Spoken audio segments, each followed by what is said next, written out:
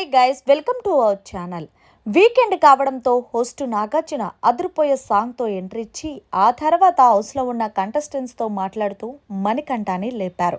మణికంఠ, అసలు నువ్వు ఇక్కడికి ఎందుకు వచ్చావు అనేసరికి మామూలుగానే మణికంఠకి కొంచెం భయం. అలాంటిది నాగార్జున గారికి అడిగేసరికి ఇంక ఏ రేంజ్లో భయపడి ఉంటారో ఆలోచించండి. ఇక అసలు విషయానికి వచ్చేద్దాం. ఇక ఏమైంది సార్ అని అడిగితే, ఏం లేదు, నువ్వు అసలు నీ పాస్ట్లో ఏం జరిగాయో అన్నీ మర్చిపోయి బిగ్ బాస్ హౌస్లో ఓన్లీ నీ గేమ్పై మాత్రమే ఫోకస్ పెట్టాలి.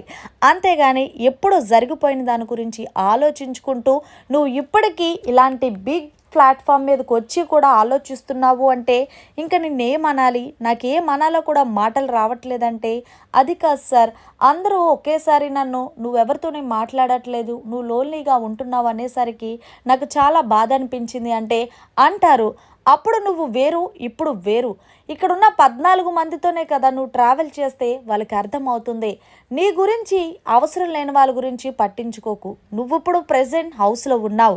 నీ గేమ్ ఎలా ఆడాలి, నువ్వేంటి జనాలకి నిరూపించుకోవాలి అన్న దాని మీద శ్రద్ధ పెట్టు. అవును, నీ హెయిర్ నేను నిజంగానే ఒరిజినల్ ఏమో అనుకున్నాను. ఏంటి నీకు అంత కోపం వస్తే ఆ హెయిర్ తీసి అలా పాడేస్తావని అడిగేసరికి హౌస్లో ఉన్నవారు ఒక్కసారిగా నవ్వుకున్నారు. అలాగే మణికంఠ కూడా, నాకు హెయిర్ అంటే చాలా ఇష్టం సార్, ఇలాంటివన్నీ ఆలోచించడం వల్ల నా హెయిర్ ఊడిపోయింది, కానీ నేను వెళ్ళిపోతానేమని భయం వేసి ఇప్పటి వరకు మేనేజ్ చేసిన వల్ల ఇదంతా దేనికి అని చెప్పేసి చిరాకు వచ్చి తీసేసానంటే ఒక్కటి గుర్తుపెట్టుకో, లైఫ్లో డౌన్ అండ్ ఫాల్స్ ఎక్కువగా ఉంటాయి, కానీ నువ్వు అవన్నీ కూడా సమర్థించుకొని నువ్వు వేసే అడుగు వైపే నీ లక్ష్యం అనేది ఉంటుంది. ఇకపై నుంచన్నా నెగిటివ్గా ఆలోచించడం మానేసి పాజిటివ్గా ఉండు.